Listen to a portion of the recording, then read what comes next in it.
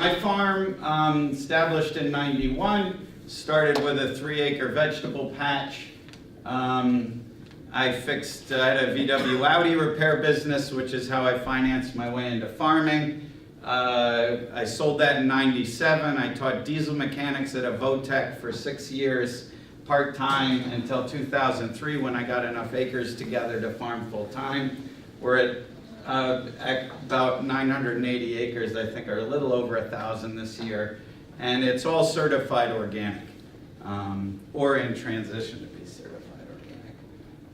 It's a little picture of my farm. When I bought this place, I had my VW shop. I didn't really think I'd get into farming full-time. I didn't buy it in a place that was super excellent farmland. And there's another picture of the farm, some of the storage bins. These are some of the crops we grow: corn, wheat, soft white winter, hard red winter, and hard red spring, oats, rye, buckwheat, red clover. It's mostly a cover crop, but we combine and sell seed and also make a lot of silage for the organic dairy. Grow some emmer and some spelt, although lately we've sort of tailed away from that and let somebody else grow that. And then we, of course, do a lot of grass hay. Some of the markets for the products on my farm, obviously my flour mill is my biggest concern. I'm in a partnership with Neil over there and another guy, Greg, and the Wide Awake Bakery, which I'm a part owner of, which we'll talk about. We sell a lot of feed and seed, and I sell a lot of my grains to distilleries. They're a great companion market for somebody who's in the business of growing food-grade wheat, because some of the quality parameters in food-grade wheat, like low falling numbers and low protein, actually work really well in the distilling industry. Also, if you have high vomitoxin, that does not go through the distilling process. We sent down to Brooklyn Distilling some wheat with a VOM of 7, sent it through the distillery, sent it out to get it tested, and it was 0. So having some of these markets, if you're going to get into this food grade market, and Robert maybe has the same thing, you got to be able to get rid of some of the stuff that doesn't make the grade.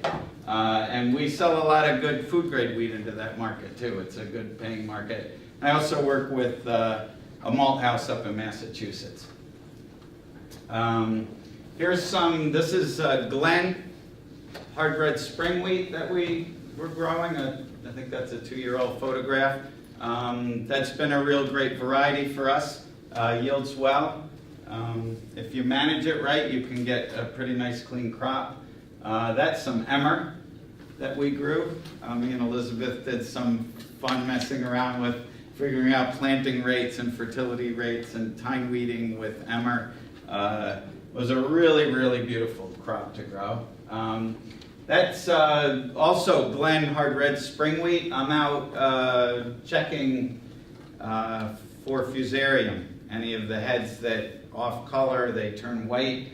I go through before harvest and I check all my fields. I also, as Robert said, I keep track of the dates when the wheat is flowering, what the weather conditions are. I go out and check heads, and then when we're combining, I make notes, and fields that I feel like have a lot of potential to have Don issues, we separate those out at harvest.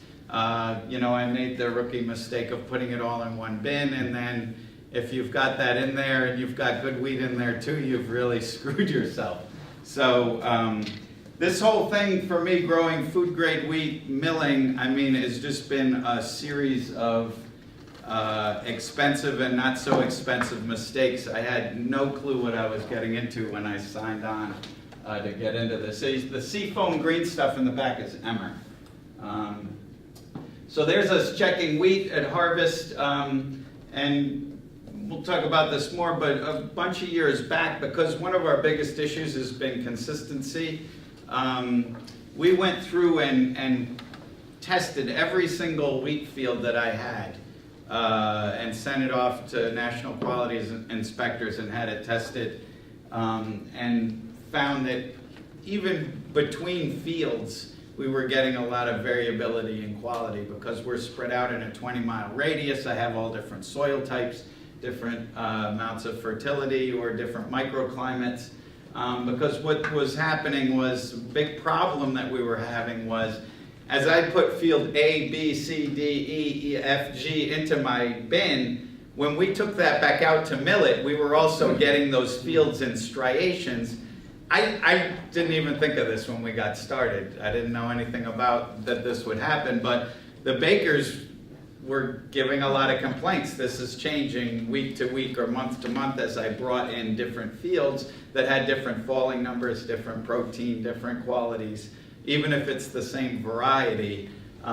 So we went through and did that and found that yes, they did have a lot of variability, and that, you know, put in our head that, okay, there's an issue here with blending. Obviously the big mills already know this and try to work around it. So this year what we did is, in our big wheat bin, we put a stirrator system in there to mix it all up, so that at least when we have the wheat in there, if that year sucks, it sucks all the way through. And the people from Bobolink Dairy can adjust, that they know that this sucks week to week to week, or this is fantastic. And you know, being a small mill, you're kind of a little bit stuck with what you've got there. I'm not pulling from a wide area, though we now contract with about 10 different farms in different parts of New York State, Genesee Valley, and up into the Finger Lakes, and even over towards Herkimer area. Some people, you can spread your risk out a little bit. There's some Warthog hard red winter wheat that we're combining. That's been a really great variety for us. Good baking characteristics, really good agronomics. There's some more Warthog hard red winter wheat. You can see there's a clover crop growing underneath that. But that's been a really great producer on our farm. And that's my super simple cleaning operation. It's a 1910 Sydney machine that I got out of Ohio for $250. That was a total kind of a wreck, and rebuilt it, you know, all of the great Miller over there. And it's been a real workhorse. It does 2 tons an hour, which is too little at this point, but it's just a simple 3-screen machine. You know, you don't have to spend a lot of money on this equipment. There's a lot of old equipment out there that you can get pretty cheap. I would just warn people that are going to buy this that costs $250. Well, each screen costs $250. So if you get a machine with some not very good screens, then you can get into a little money. But I mean, in terms of net farm income, no machine on my farm comes anywhere close to producing as much net farm income as that. Because that adds 5-6 cents to every pound of grain that goes through the farm, just by running it through that machine and having the markets that want that, putting it into a tote bag. If you can do this little bit of extra work, and this is a lot of extra work, we spend a lot of time on it. In terms of you farmers out there, this can be a good way on a small farm to help you out. So I'll talk a little bit about Farmer Ground Flour and Wide Awake Bakeries, the 2 businesses that I'm involved with, or at least invested in. I don't work at the mill. I don't work at the bakery. But, you know, I've gotten into these as a strategy to keep my farm. I didn't want to get huge, so I thought I'll market smarter instead of bigger. This is a little diagram of sort of the product flow and who's involved there. You see Farmer Ground Flour at the center, the me, Oechsner Farms, and Neil back there, and Greg. And then the Wide Awake Bakery, who Stefan Senders runs it. I own part of it, and then other local investors got involved. And you can see sort of how grain flow works from Oechsner Farms to Farmer Ground Flour to the bakery, and then Farmer Ground Flour markets a lot of our stuff through Regional Access, which is a local distributor. Has been really good with working with us, gets a lot of our products into New York City, and has found new markets for our products, and also direct sales from the farm to distilleries and stuff, which I talked about a little bit. The other thing is we buy in grain from our flour mill from other local farms.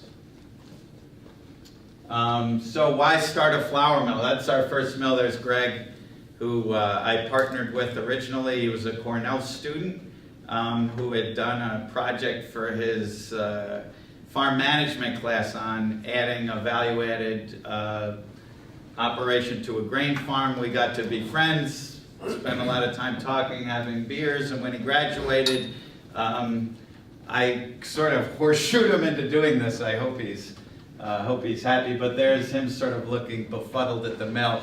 You know, I mean, the amount of cluelessness we had going into this were probably to our benefit, because if I would have heard Robert's talk before I'd gotten into it, it would have scared me off completely. So ignorance has been a great asset for me.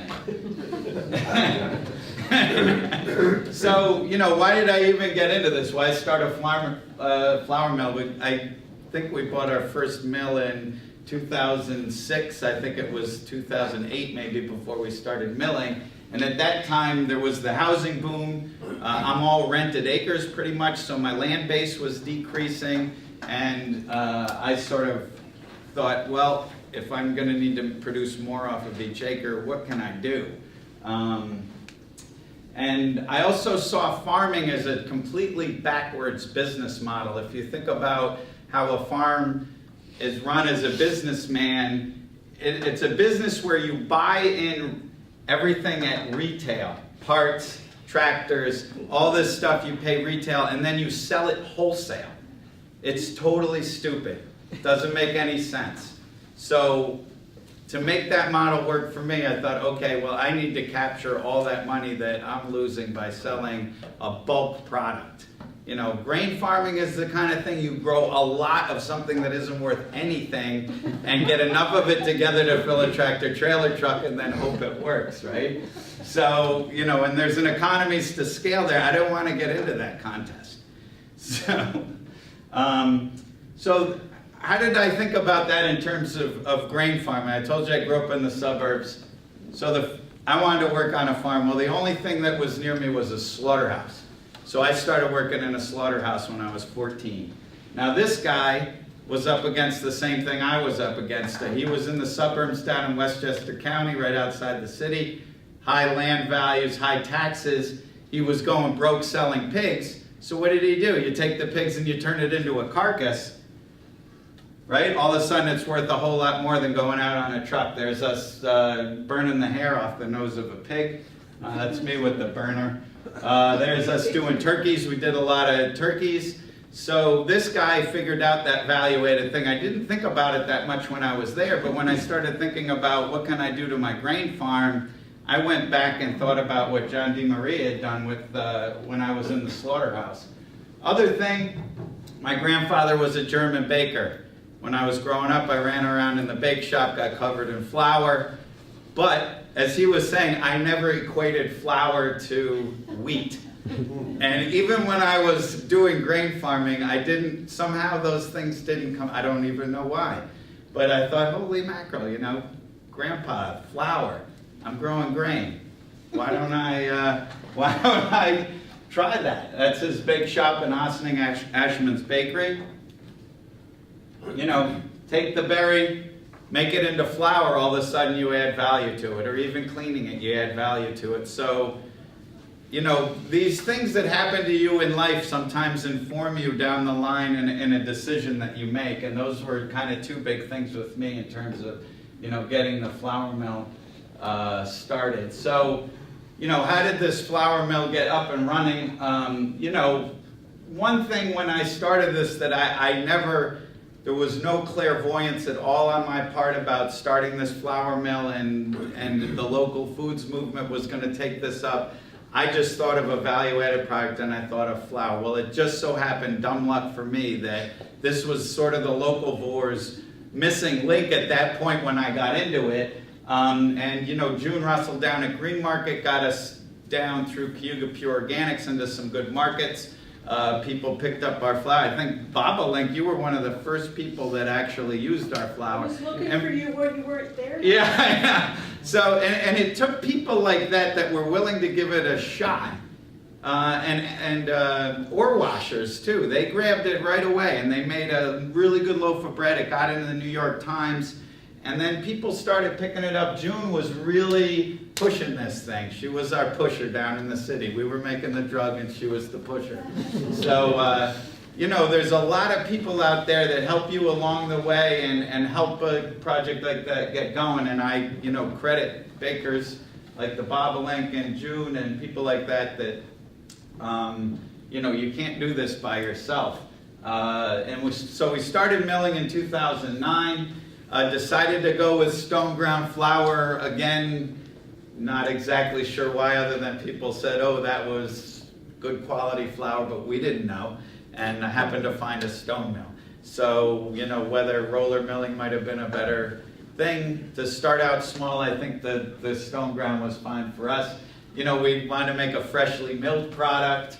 And then, you know, the other thing was what varieties work. I'm not stuck on heritage varieties. I want varieties that taste good. I want varieties that the bakers like. I want varieties that have good agronomics.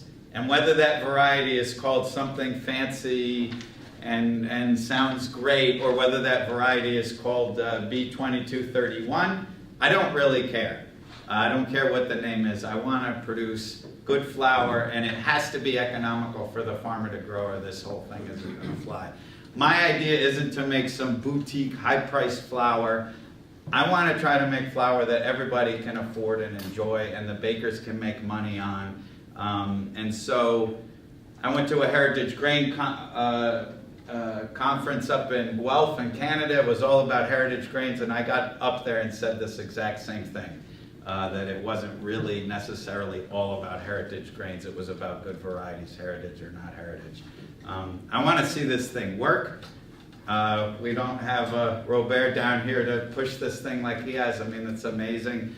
And we're trying to figure this out as we go. And if we're going to just use heritage varieties, and those heritage varieties aren't going to yield well, or have good fusarium resistance or any of those qualities, the whole thing is not going to work. And maybe some of them do, but I'm not stuck to that. And also we're, you know, farmer owned, which I think makes us a little unique in the milling industry. And we try to manage it cooperatively, although Neil and Greg really do most of the managing of the mill. That was our first mill building we were in. It was an old Agway building. It was a real dump. I hated being in there, but another thing we were clueless about was New York State regulations. As soon as you take grain and you smash it and change its forms, you're under a whole different ball game. I thought I could put this mill in my barn and grind grain and everything was going to be fine, and I was, you know, again, completely deluded. This place happened to have a commercial kitchen license. There was a little catering business, so we got under their 20C license, and that's what got us started. There's Greg. That was the mill right there. That was all we started with. Greg filling baskets or bags with a scoop. And a little, it wasn't even a Meadows mill, it was a cheap knockoff of a Meadows mill. It's, what is it, New River, is that what it's called, Neil? 20 inches of Meadows, isn't it? The first mill is not it looks like a Meadows, but we figured out it was actually not a Meadows. It was the guy who worked at Meadows who tried it. Was it a swamp? What? Never mind. So there we've added a lot of duct tape and tubing. This is like 2 years later. And, you know, producing a little bit more flour. I don't know if we had our 30-inch mill there. We got a mixer there and got some sifting equipment up in the top floor there. So we're, you know, gaining, you know, trying to figure out as we go. And then, what, was it 2 years ago we built this new one, Neil? Yeah. So finally we got to the point where we thought, okay, we could go out on a limb and borrow a bunch of money and build a new building. So we've taken this next step to putting up a building, which I think it was good that we waited because we learned a lot about product flow, what we sort of wanted in a building, and how the whole thing was going to work in that little mill there, where we could make a lot of mistakes and then invested in this, and now we're going from tote bags to trying to bulk handle the grain as we do a little more. Got a bigger mill. It's a 30-inch Meadows from, where did we got that from? Don Weed up in New Hope Mills. Yeah. Yeah. From the Savannah. So there's, see, we're getting, this is, I don't think this was taken this summer. We've got an actual bagging machine instead of a scoop, and some more, doing some more mixing. Other thing we learned is that these sifters shake a lot. We shook our old building almost apart by having the sifter hooked to the wall. There was an apartment in the end, and the coffee cup on the table would go across the table as we ran the sifter. So, you know, this is like one of those things you learn. We built a separate structure that was not attached to the actual building to put all our sifters on. Other thing was we also got different lines for doing different products, like buckwheat. This is a specific line just to do corn, goes up to one of those Austrian mills he talked about, because cleaning between the different grains was sucking up a lot of time. That's the upstairs there. That's some of the sifters. You can see the little Austrian mill to grind the polenta, and then we've got a hammer mill that does, I think, just buckwheat, right, Neil? Yes. Yeah. There's a look at looking the other way. So we, you know, now have storage and a concrete floor instead of the floor at the mill kept collapsing under our forklift, and Neil would put another layer of 3/4 inch plywood down so we didn't go into the basement. There's Michelle making bags. We sell to Whole Foods in two-pound bags. We don't have a small bagging machine, so we still do that all by hand. She's pretty small. Yeah, she's small, she's quick. You know, pay her 45 cents. There's one of our bags, and we put a mill-on date. All the flour right now is certified organic. So what were some of the challenges? I mean, it was so interesting to hear him talk, Robert talk about what he had gone through, because every single thing he started to talk about, I was like, that is exactly what I'm trying to figure out as I go. Obviously, the first problem was getting started, you know, shoestring operation. And then, of course, product acceptance, you know, as a couple people have said, you know, people said, oh, you can't grow, and you can't grow wheat in the Northeast, that's gonna suck, you can't bake with it, blah, blah, blah. I mean, that's where the Wide Awake Bakery kind of came in as a test bed for this whole thing. And finding people like Bob Olenk who were gonna say, hey man, I can bake with that. You know, and finding bakers that are actually gonna put the dough in their hands and work with it and give us feedback. And that was really important because we had no clue what we were doing. Price, obviously, as I said, I didn't want to like be charging $1.50 a pound for the flour. That really didn't have any appeal to me. I think we wanted to be competitive somehow. Flour is also, we found out, a volume business. The more you do, the better it looks. So, you know, starting out, it can be a little difficult. And then just developing markets. How do you get it out there? I mean, you talked about it, Daisy Mill, you know, getting people to try it and then going around and talking. This all takes time and energy. And I think one of our biggest problems has been quality issues. And this, you know, as much as it's a problem for the mill, me as a grower, I had to rethink the way I was growing feed grains. You have to completely rethink the way you handle the grain, the agronomics of it. You know, as Robert said, combining it early, as soon as it reaches physiological maturity, and drying it down. How do you store grain over long periods of time? Cleaning equipment, you know, just the whole handling thing.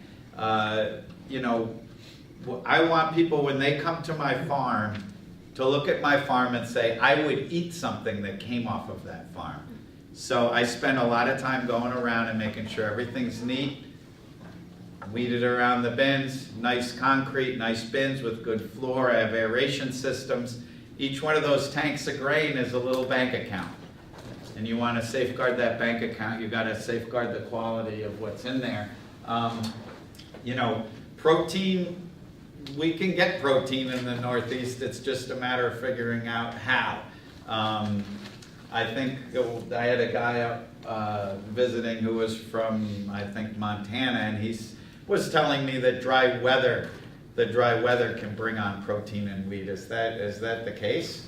Can. You can, yeah, it makes it easier maybe. Then Yeah. certain varieties, wet weather will do it. Right, yeah. So for protein, it was fertility management for me as a farmer, and also varieties. You know, we've switched from planting straight after oats to planting a year of clover ahead of our winter wheat, plowing the clover down, and you know, realizing that wheat really does like a lot more nitrogen than you might think. Obviously, falling numbers is an issue, finding varieties that have good sprout resistance, and that goes down to harvest management for me. And it goes down to harvest management for the guys that are growing grain for me. And I think I was really inspired by what you were doing, because it's really hard to get into guys' heads to go out and get that grain. Everybody wants to just let it sit out there in the sun and dry. Well, in the Northeast, that might or might not work. And there's so much at stake that you can't risk it. Yes, drying is a pain in the ass. Yes, it takes propane. Yes, it's expensive. But if you want to play the game, you got to just go ahead and do it. You know, obviously, vomitoxin, we've talked about that. For me, that was down to completely redoing my rotation, adding things like brassicas and buckwheat and crops that are not carriers, keeping my wheat far away from when I planted my corn. You know, super rookie move. I planted spring wheat right after corn the second year I grew it. I had a terrible problem, so I learned my lesson. Consistency, I talked about that a little bit. You know, blending. You know, I mean, year to year we are going to have fluctuations just from the weather. There's no way about it. And you know, for us, grain supply now is becoming a big issue, because the mill has outgrown what I can grow on my little place. And now I'm trying to get more local grain grown, but maybe the price of corn going down will help me, but it's been a tough sell. Guys can make a lot of money growing corn.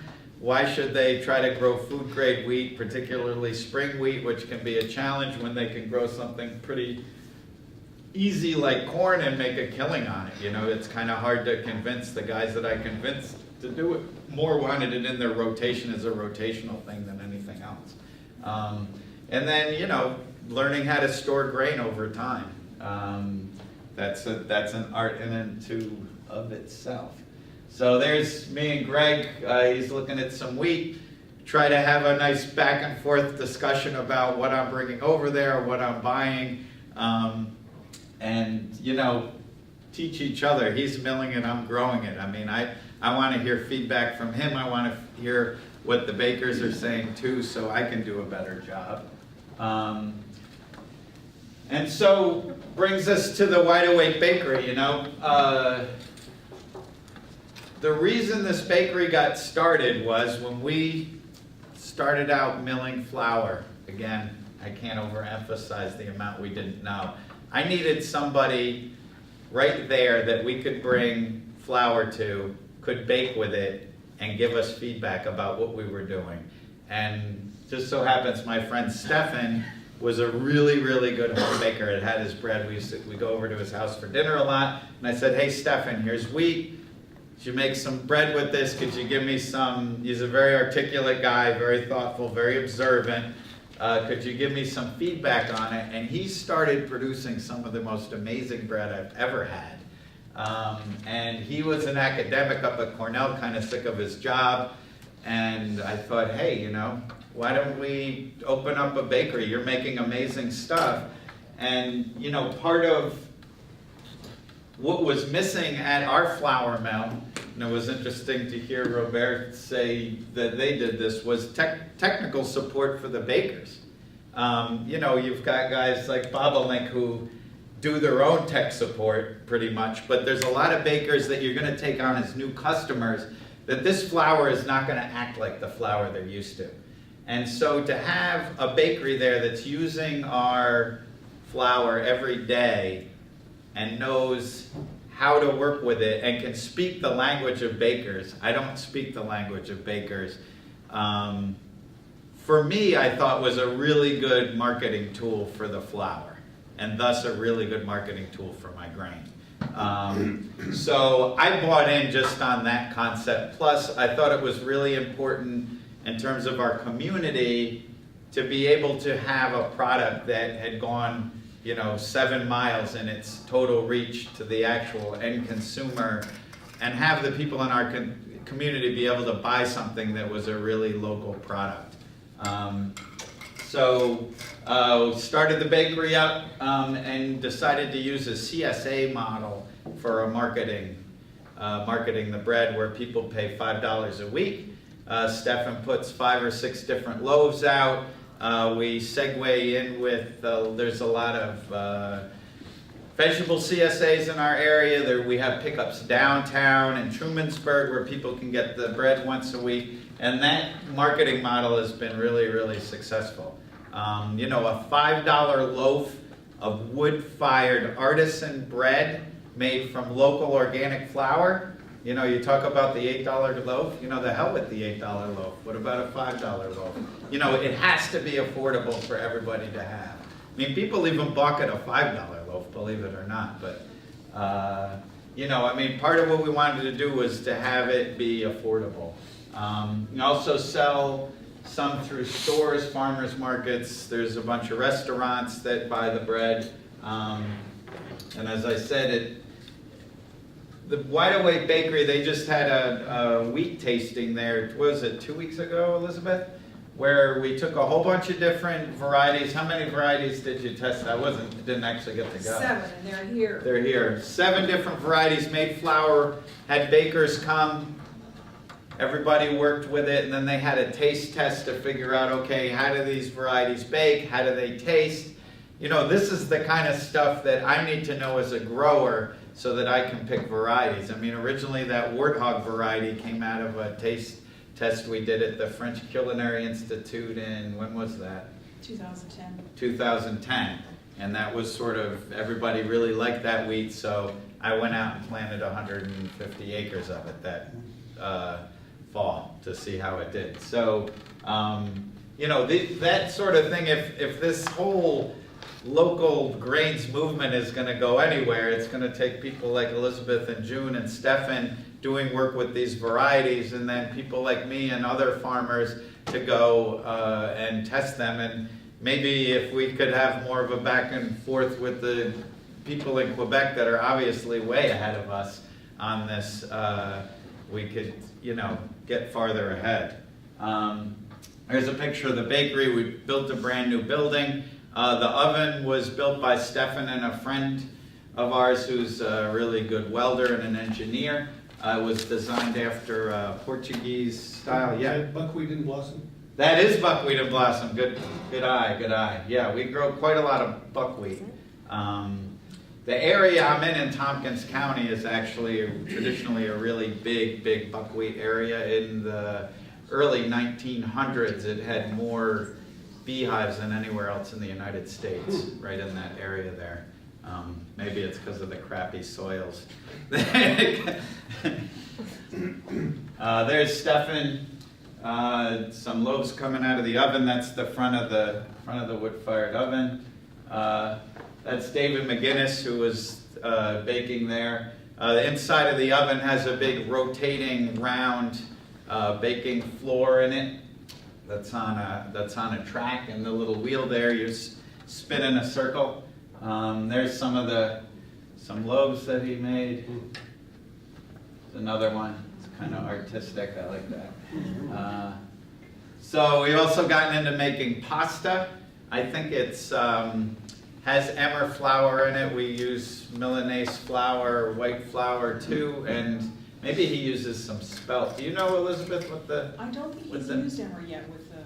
No emmer in there? I thought he was using some emmer in there. I hope so. Well, I could be wrong. But we got this great old pasta machine from Syracuse, this old Italian couple had brought it over from Italy. I mean, it's built like a tank. It's really great, and they had a lot of fun. John up at Flower City Pasta in Rochester has helped us a lot in terms of figuring out how to make pasta. And so, you know, as I said, part of what the bakery does is sort of social justice stuff too. We provided a couple of times ran down to the Take Back Wall Street movement down there, and provided them with bread. And that's Charlotte with an oversized loaf.